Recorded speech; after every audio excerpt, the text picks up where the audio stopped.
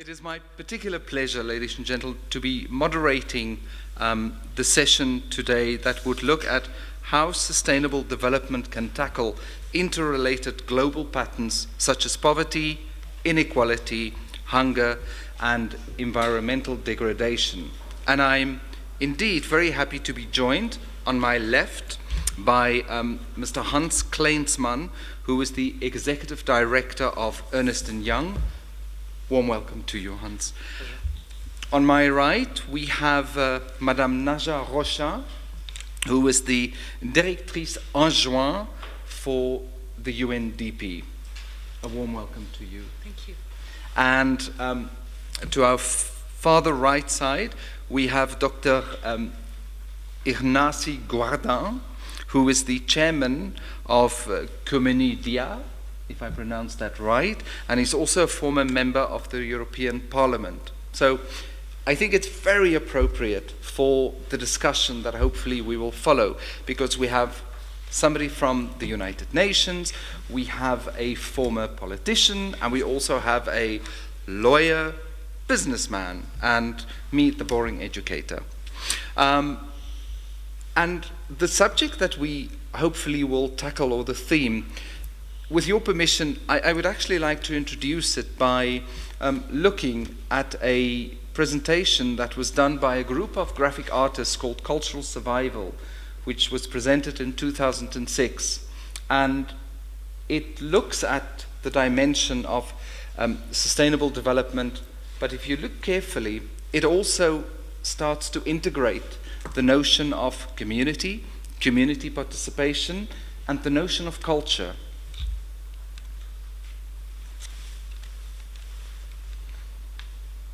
Of course, from our Western perspective, it was business as usual, because we were going to bring this concept of sustainable development that has been unilaterally approved to communities. However, in this unique case, we experienced unaccepted challenges. It turns out that these communities, these people to whom we, in good sense, because all roads are pebbled with good intentions, in their strange but their own unique way, were already implementing, sometimes for generations, so sustainable practices. So of course, the only thing we could bring them was development. So, sustainable development. Of course, we started with very complicated terms, participatory community development, but these communities didn't fully participate with us. Of course, we tried to expand the partnership, and we looked at introducing income-generating activities, but some of these people were quite happy to live on less than $1 a day. We even tried to empower them with a reaction, and we were confronted with reactions that were more powerful than we had anticipated. So we opted for multi-stakeholder, cross-disciplinary, integrated approaches. We developed innovative private sector partnerships. We developed vocational skills, adopting to the dynamics of a shifting economy. We even thought it was appropriate to develop tough conservation measures to protect the environment from further harm. And we developed, of course, ambitious social safety nets to be able to help those less fortunate than ourselves.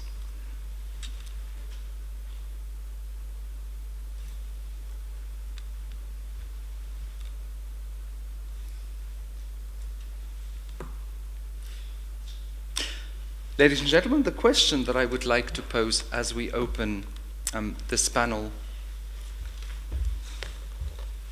is,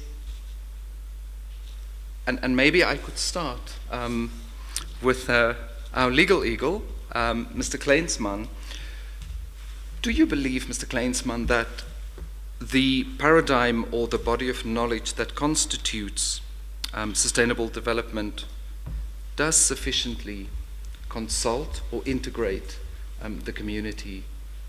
If so, could you elaborate for us on some examples that you have directly been involved with?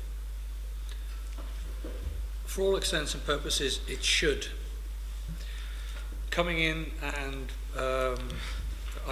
when I first joined Ernst & Young many years ago, it was very much American-led.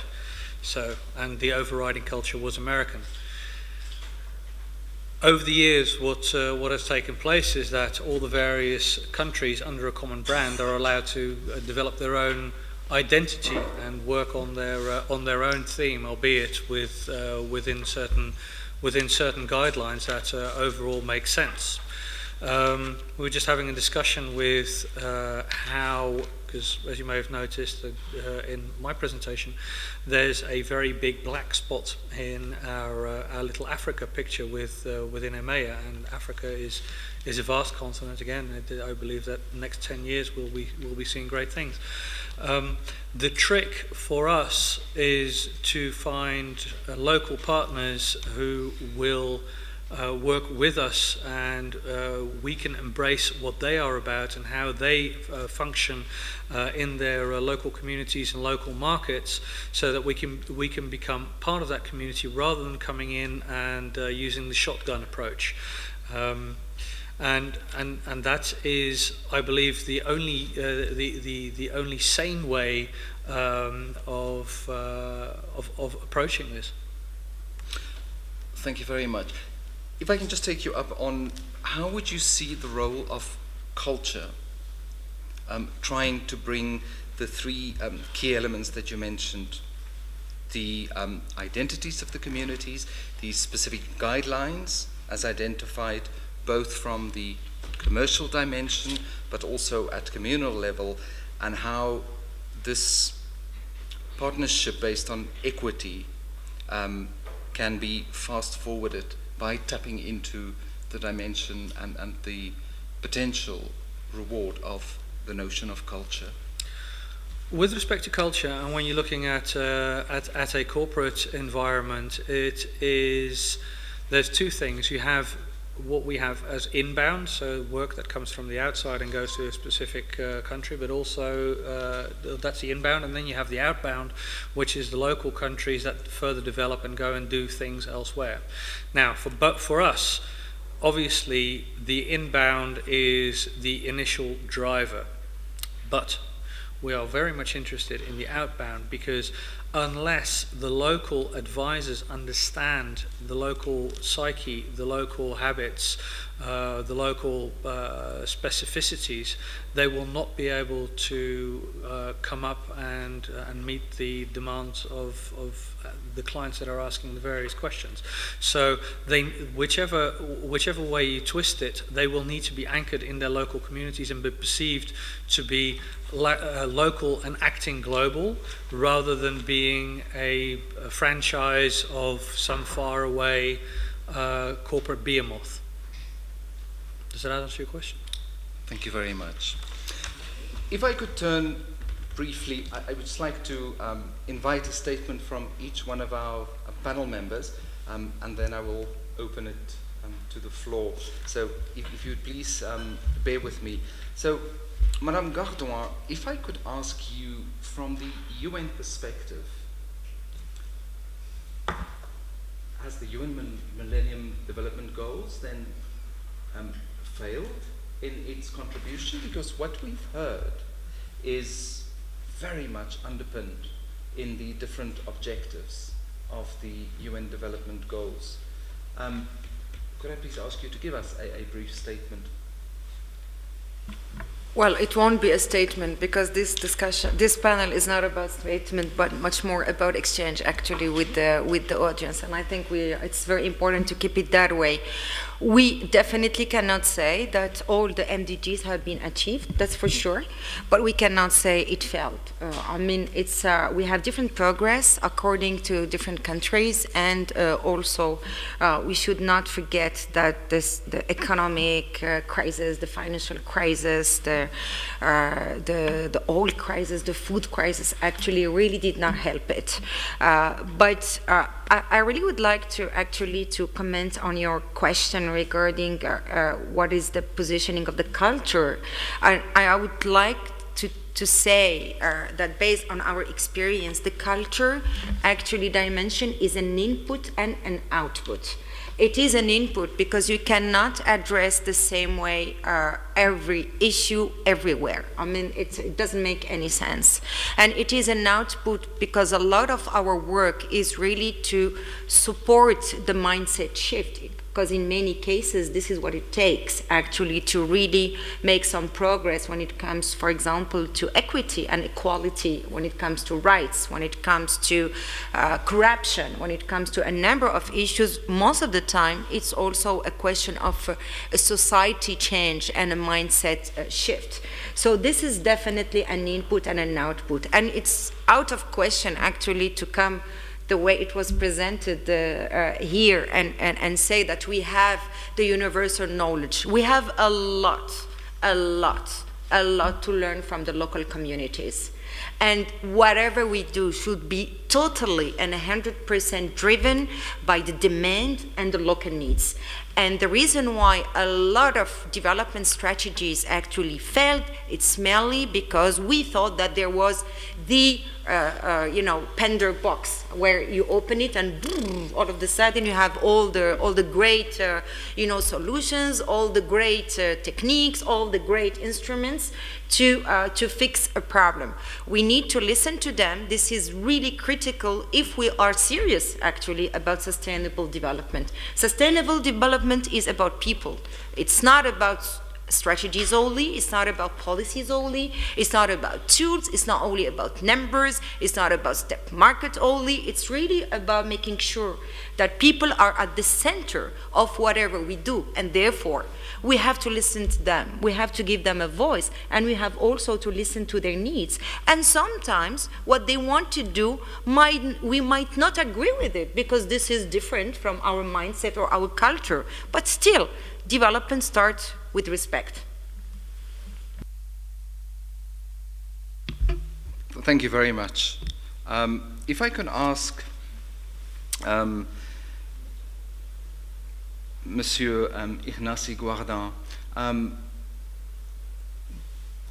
the role of a government or the role of the Parliament in representing the full spectrum of communities, and also the notion, our one participant from Morocco, we had quite a lengthy discussion about the role and the need to engage at community level, and as we heard, there are a lot of lessons to be learned. So could I ask you, from your experience as a former parliamentarian, but also as an individual, what is your view on the, first and foremost, the need to move this debate and exchange forward, but secondly, also your view with specific emphasis being placed on elected governments who are essentially also responsible for working in true partnership with the complex tapestry of the community. Yeah, thank you. Well, indeed, that's the reason for parliaments, for the very existence of parliaments itself, to give legitimacy on a government's action. And any government based on a parliamentary democracy, when it is acting on the world stage, it is representing millions of people behind. Others pretend to be representing those people, but democratic governments do. That's an essential difference between being or not being a parliamentary democracy. I once met with the people in Singapore with the parliamentarians in Singapore at an official visit. And of course, they pretended to represent the people of Singapore. And when you ask for the results of the elections, it was always, and it has always been since the foundation of Singapore, 99.9% of the votes for one single party. Well, they were not representatives of the people. And that applied when I negotiated, or I had the occasion to negotiate with people in Vietnam. And you met people with the Vietnam Assembly, and of course they were not representing the people. On the contrary, I had the privilege to have a large meeting with representatives in India when I was dealing with international trade issues on behalf of the European Union. And then you felt that it was a democracy. And the best example of that is that they were complaining and challenging and saying, we agree, we don't agree, we don't want what you're offering us. And of course, I can tell you it was much more easy to deal with the representatives in Singapore and in Vietnam, because whatever had been signed in a closed doors, whatever had been signed in an office, would be automatically implemented. Because you knew that somebody, sometimes in good right, in good title, I'm not saying that even non-democracies say silly things every day, that's not true. But what had been decided by somebody representing or pretending to represent the whole country would be automatically implemented. When you had some sort of high-level negotiations with an Indian representative, or with somebody supposedly speaking on behalf of India, and then you try to implement that, and you opened the gates to the NGOs, for example. I remember an amazing 3 hours meeting of members of the European Parliament on one side, and Indian NGOs on the other, to talk about EU-India trade relationships, or the same with parliamentarians on the Indian side. Well, you assume that, hey, that government, perhaps it is not exactly saying the same thing as the majority of the people. So life is much more complicated in democracy, that's a message. But it is the link between action and the people and the legitimacy behind actions, it's much stronger, much, much stronger. And once you get to convince a country through its parliament, and you manage to get the legitimacy which comes through the voice of parliament, and that of course applies very specifically to these issues, that action is much stronger. And that goes both ways, and with this I would finish. It goes, when we are talking about sustainable development, it goes on the side of those receiving, those we are helping, but it also applies to those who are giving. Because again, and this is something which is now a very important issue in the time we are talking, for many years, sustainable development has been a decision from rich countries taken by ministers, in some cases with support with the NGOs, with no explanation to taxpayers. So some taxpayers accepted it, and other taxpayers, in many cases, didn't even know what was going on. When I explained to my voters that the whole police headquarters and the whole police force, full stop, in Palestine was paid by European taxpayers, that it is European taxpayers who pay the salary month by month of the police in Palestine. Month by month. All those salaries are paid by European taxpayers. People looked at me amazed. Nobody had ever asked them. Probably they had been asked, they would have a proof, but nobody asked them. Now we are in a moment when support to development needs to reinforce its legitimacy and needs to explain itself and needs to be much more justified. And taxpayers in not only Spain, which is the country I know the most, but in the Netherlands and everywhere in Europe, need to understand why is it important to put money to sustainable development, and otherwise, and to development in general, but to make it in development in a sustainable way. Otherwise, we are already seeing it, we will see an amazing shrinking of aid development supported by very democratic parliamentary governments. Thank you very much, Dr. Guardans.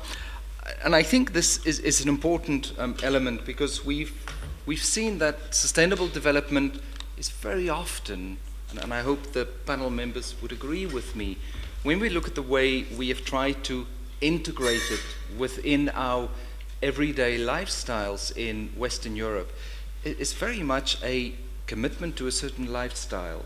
I think of eco-friendly food labels, so it becomes a bit of a marketing exercise.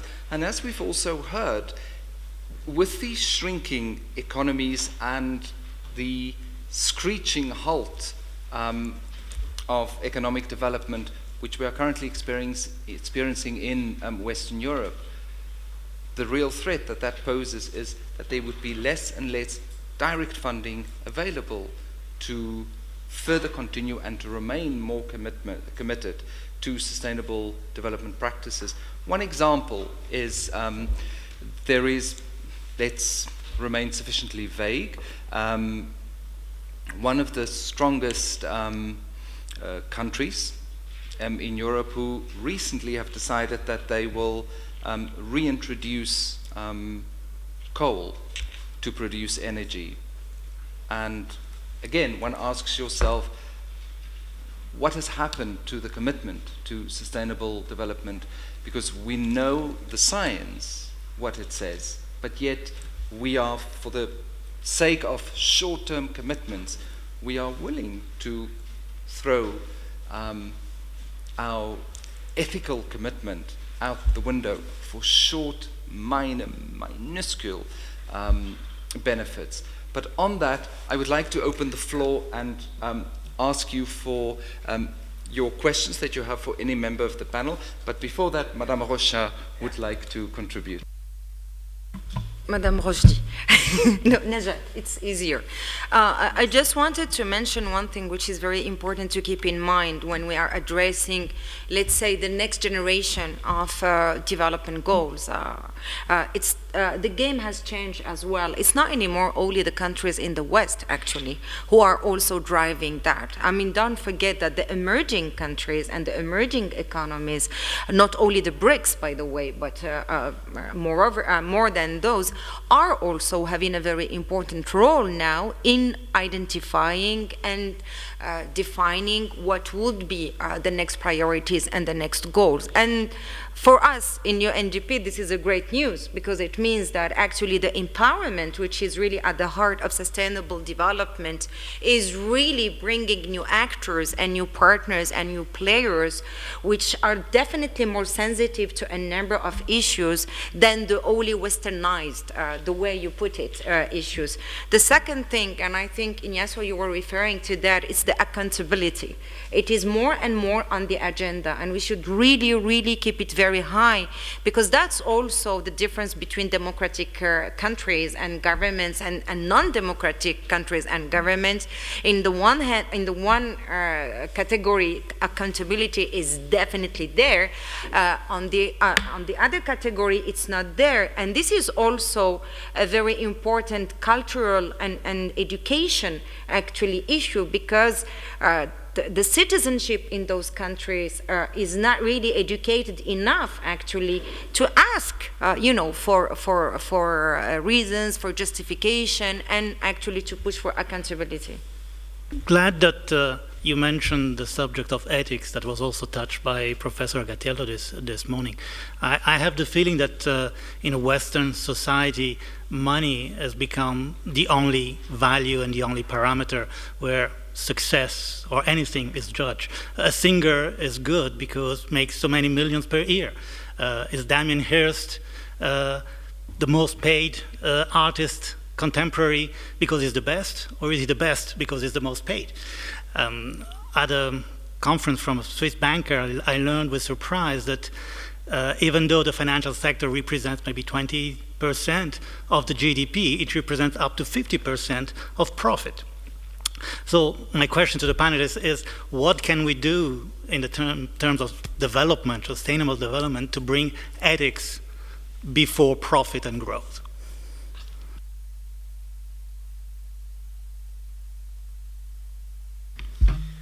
Over lunch, I was discussing with respect to branding.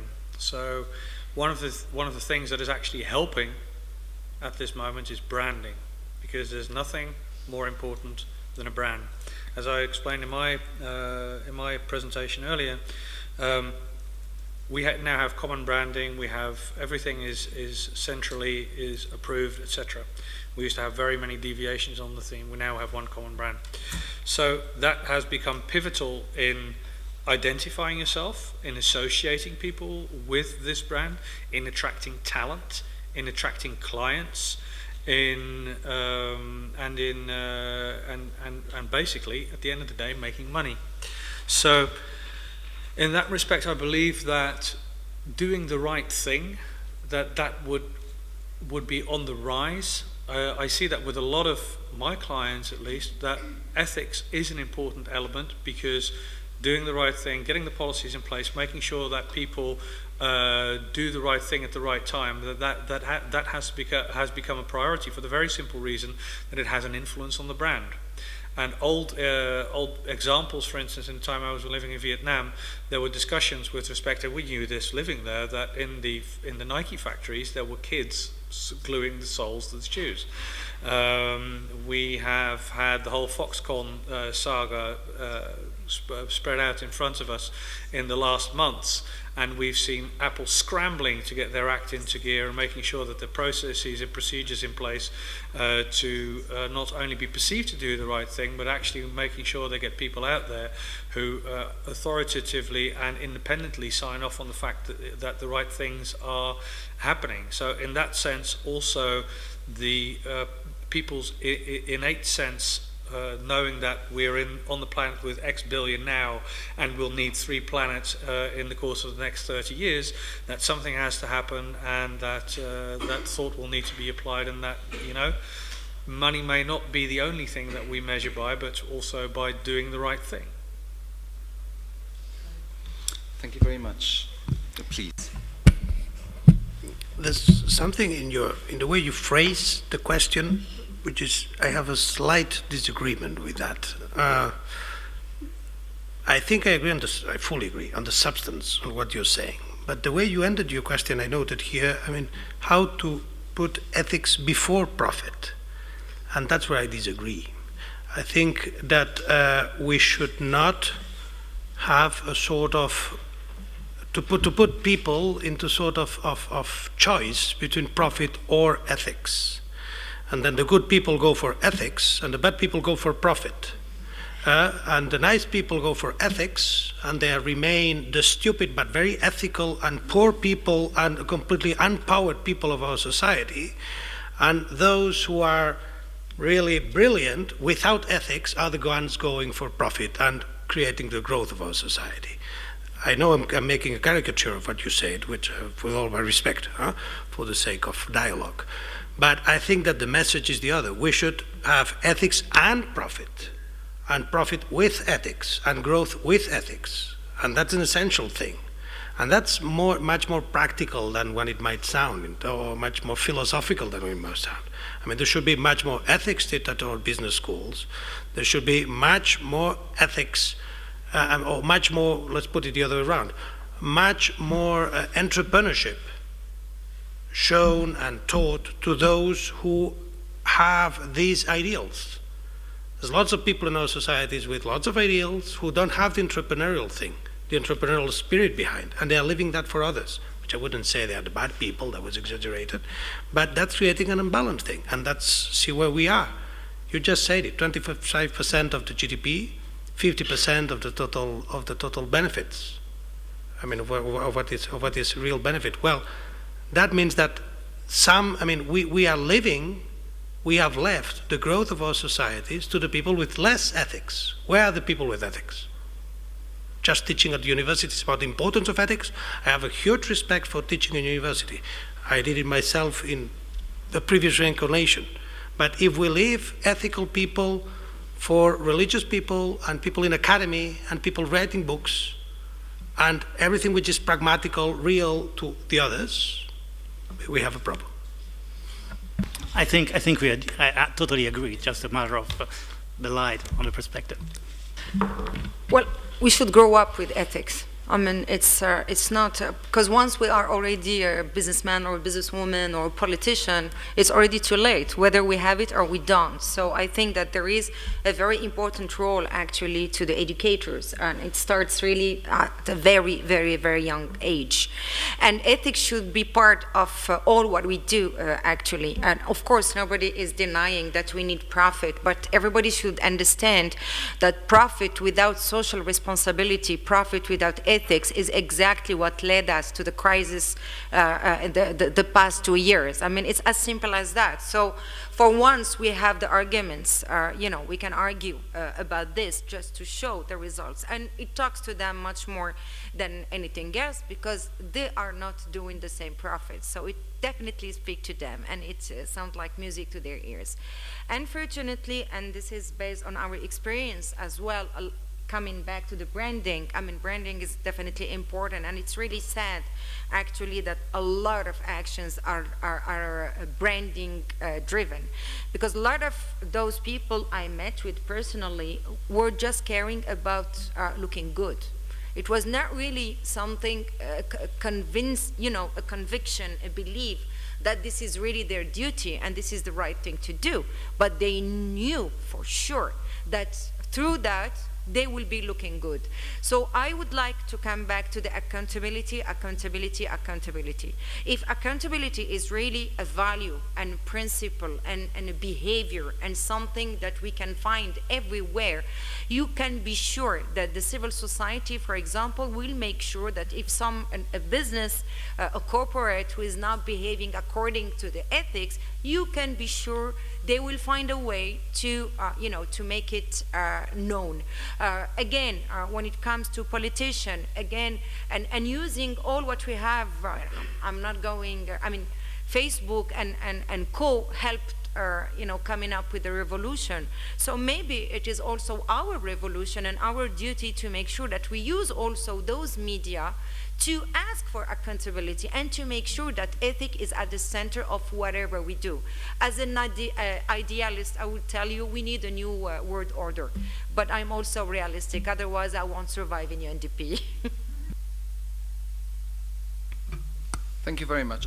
I'd like to support what my three panel members have said, but I would say that ethics and branding and values and the benefit, I think, are mutually reinforcing if we look at it in terms of tangible, but also in terms of the intangible elements, which very often we don't necessarily look sufficiently look at, because of course what makes the news, what makes the world go around is the heart capital. And that's a fact of reality that I think we are best advised to work with rather to try and work around it. Could I ask somebody, I would like to hear a little bit about the Arab Gulf states with the current dimensions and multiplicities of the issues.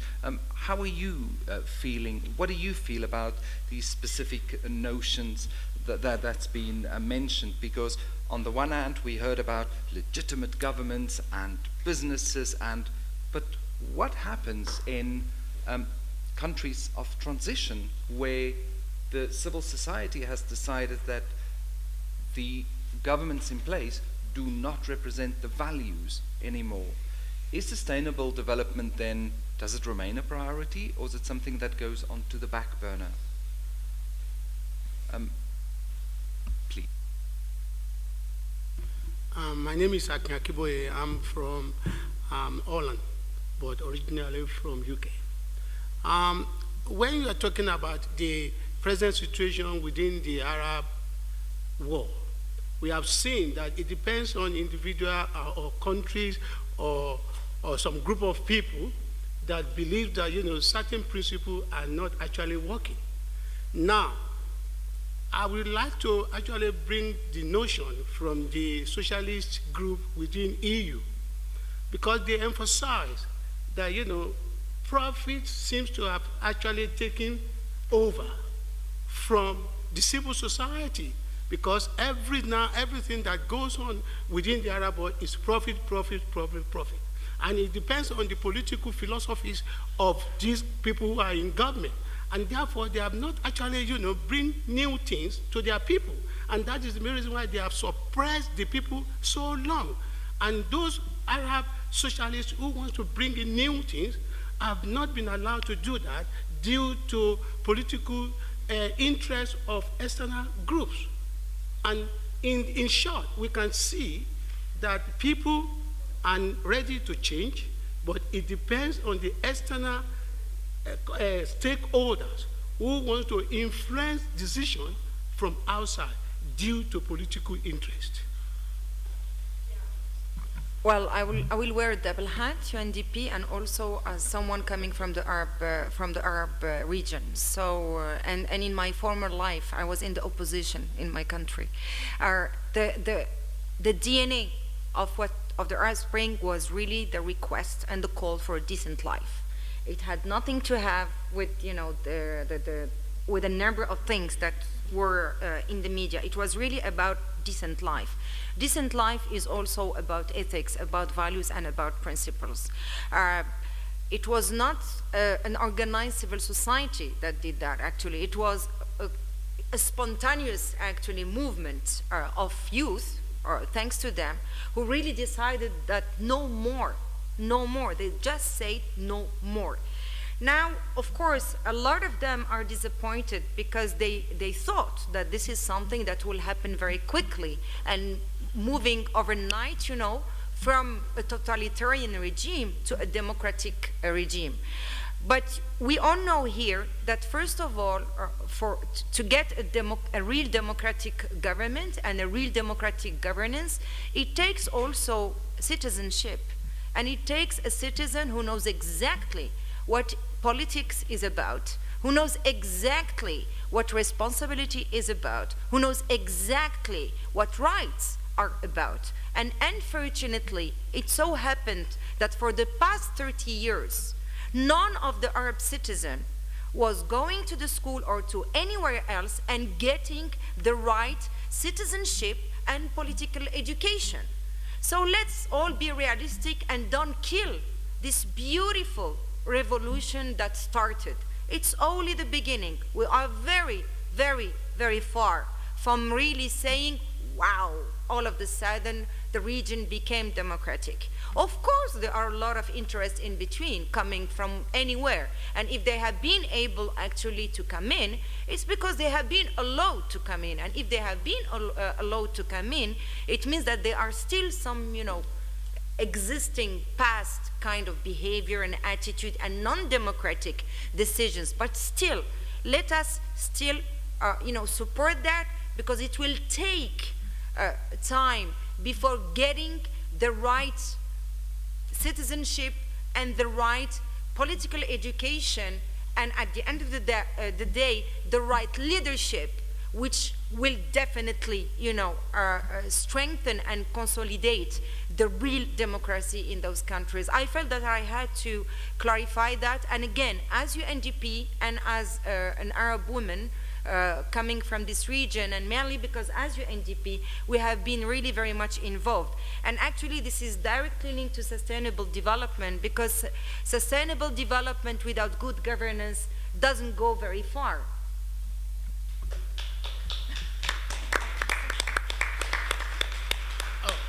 Excuse me, if I may quickly come back, just for 1 minute.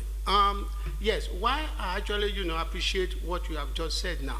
But I would like to remind you what actually happened in Libya. Now, in terms of Libya, all Libyans are educated. They have been given everything that they need to do to actually succeed in life. Now, in terms of education, in terms of social welfare, because Libya is the only country that pays unemployment benefit for its people, and yes, the government might be there so long and they want to change it. There is no question about that. But what happens in Saudi Arabia, whereby people are agitating for change, but there has never been any support or a sort of support from other people. But the Western world seems to have actually supported the conservative Arab regime, and they are still there, and nothing is actually happening. And now, what could we say? How could we actually transfer that sustainable development to its people? Thank you. Thank you very much to Madame Rochdi and to our participant. We clearly see there are lots of challenges on the table, and when we touch clearly a nerve, there are very many communities that I'm sure share the same passion and the same need for urgency.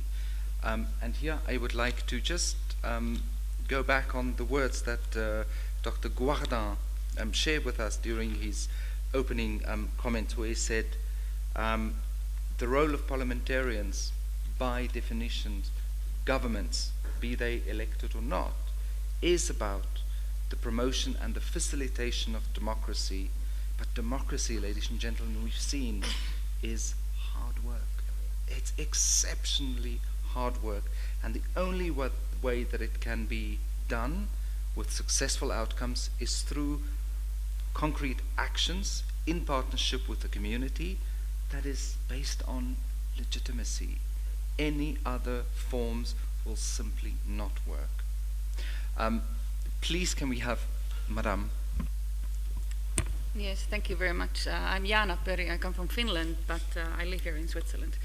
I have to say that I've been very pleasantly surprised during the last two days to hear that the major UN organizations and the parliament and the business are so behind the sustainable development, because I didn't have that knowledge that this was so widely accepted already in globally even.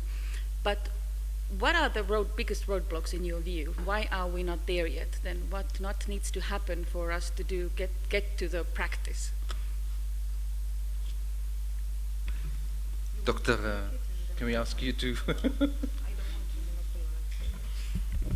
No, but you could you could give a brilliant answer to this. Don't worry, but I just give you the floor first. Now, I'm not a parliamentarian anymore. I've been there for 15 years, so I can talk much freer. I think that sustainable development is in all Western parliaments' agenda when it is the moment to talk. It is not always in all Western parliaments' agenda when it is the moment to vote. It is not exactly the same moment in the day. One is voting time and the other is talking time. In terms of talking time, yes, everybody understands, for solidarity, for I mean, the drawings you put there, and it's not anymore a monopoly of a certain left or things like that, you could say. That's not like gays anymore. But of course, progressively, and that's the situation where we are in now, when the moment turns to votes, when the big rocks are budgetary conscriptions. I mean, mostly. The issue is it's about the budget. It's about how do you do, how do you manage your budget, and how do you explain to your own people that you need to do that sustainable development with other countries when we are starting to have levels of amazing poverty at home, for example. Isn't that the same thing? The sustainable development should be inside that country as well, and that should bring new technologies to do things cheaper and better. Yeah, well, I mean, it's about the whole trying to turn development into something more than just giving money away. Trying to have exactly that's what the word sustainable brings to the sentence sustainable development. And the whole debate is there, and I believe nobody has found a perfect solution in terms of what is the proportion about bringing, for example, infrastructure, your own infrastructure instead of just giving money, and not making money out of it. So, because at the end of the day, in some cases, you're bringing your own infrastructure, your own elements to certain projects, for example, you are somehow making those projects ancillary to certain technology or to certain things which come from the country which is providing for the development. So there are some vicious circles there when it applies. But your question, what are the big rocks? I think the big rocks are the understanding of what are we trying to do. and the legitimacy behind that, and yes, the moment to put the money on the table, I mean, to put the vote behind that. Well, unfortunately, the answer of UNDP is that we are lacking political will in many countries. I mean, a lot of people knows exactly what we want to do. A lot of countries know exactly what we need to do. And it's not always a question of dollars. I mean, it's really about political will. And the best illustration of that is what is going on regarding the negotiation in Rio+20. I mean, while there are obvious things where everybody should commit to, obviously, unfortunately, we might not be able to come up with a consensus in terms of what should be done for at least for a number of issues related to climate change, related to the nexus between poverty and environment, and related to a number of other issues. So this is why we are not yet there. Sorry for that. Let me just jump on this. Political will, yes, but political will, you were requesting accountability. Right. And you were supporting accountability. So let's not pretend the political will is something which needs to come from an elite of politicians who come out of nowhere. Because those politicians who lack political will need to win elections and have what they are saying comes from their countries. So I wouldn't say it's not political will. There's no social will. So if we want to blame, let's stop just blaming. I don't say there's not a certain gap between politicians as leaders and societies. But I'm saying that it's very easy to blame just politicians as if the societies behind them would be claiming for these things to happen, because that is not true. That would be hypocritical for us to say that. Those politicians who are lacking that political will are applauded when they come back home. And they are in a democracy, and they are accountable to those societies who are applauding their lack for political will. So, if we want, and I am of course among those who want to change that, we need to do something else that complain about the lack of political will of the elite running our countries. We need to go to the in-depth problem. Why our societies are not following? Why reintroduction of coal in a Western country is not something which creates outrage? Well, then something has not been right. Because it should have created social outrage. And if it's not creating social outrage, it means that the battle of conviction in our societies is not being well played. So let's not restrict the thing to the will of politicians, it's the societies.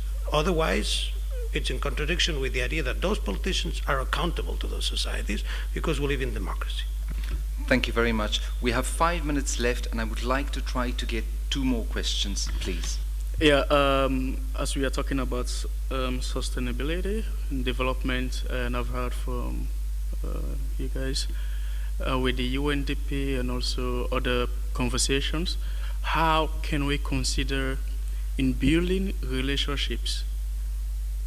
You know, because you can bring the principles, you can bring the money, but if the relationships doesn't work, as we are talking about cultural diplomacy, how can we consider relationships in this on all what we are talking about?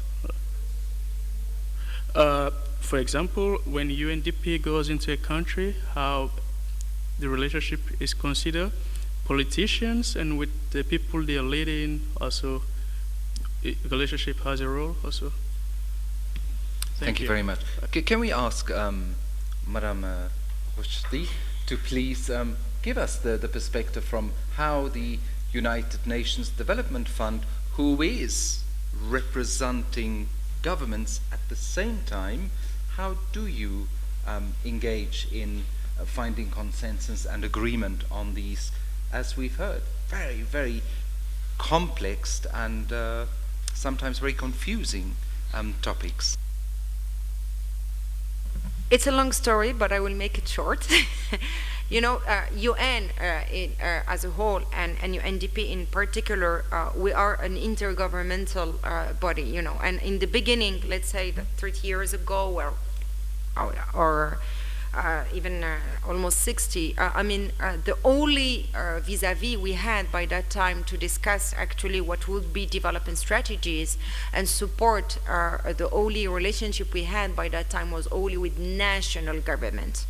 The past 10 years, there is really a shift in the so-called multilateralism, and more, and this is really very effective and tangible and concrete, and we walked the talk. Because we talked for a very long time, but now really we are walking the talk.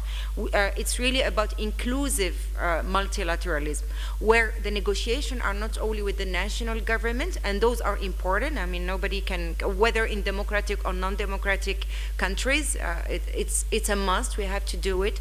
But there is also discussion with the parliamentarians, because somehow they are the one representing, the citizen, and somehow also the legislation and the thinker, and it's important to have their input, and mainly also because in non-democratic countries, what you have as vis-a-vis in government are only those in the majority, and the opposition you can find it only in the parliament in the good cases. But there is also definitely a seat for the civil society and the private sector, but not only that, also for the philanthropic sector, because this is really a growing arena, in terms of addressing development. And what is really very important for us, especially UNDP, is really to make sure that there is, first of all, a coherence between what is going on at the local level and what is going on at the national level. Second, to make sure that all the activities and the interventions are really coordinated. I can give you a very sad example. There was, and that's a true one, we had a meeting with a municipality, and the mayor told us, you know what, the training you are referring to, because that was about capacity building, we already got it 70 times. By 70 different partners, because they had the bilaterals coming in, they had the EU coming in, they had the World Bank coming in, they had the UNDP coming in, they had, and it was all like this. So you're right, there is also a lot of education and awareness raising actually to do in terms of how to channel the political will, the way it is feeding and supporting the sustainable development.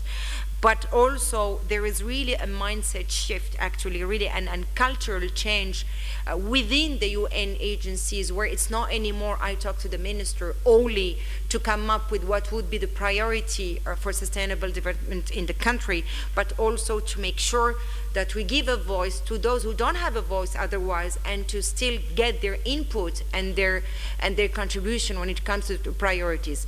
Goes without saying, realistically, the end decision and the final decision is still taken by those who are politically responsible, which is the case everywhere anyway. And most of the time it ends up with the president cabinet or the king cabinet or the Ministry of Finance or the Ministry of Planning. But still there is a whole process of discussion and participation, and I don't dare using the terms because then it refers me to your presentation. So I'm trying to avoid them as much as possible. But let's say it's really a revolution in terms of discussion and in negotiation with the developing countries. This is about the developing countries. When it comes to the donor countries, it's a completely different setup, But I don't want to keep the floor too long. Thank you very much. Ladies and gentlemen, unfortunately we've run out of time, but can I please ask you to extend a warm round of applause as a sign of appreciation to Mr. Kleinsman, Madame Rochely, and Monsieur Guardans. Thank you very much.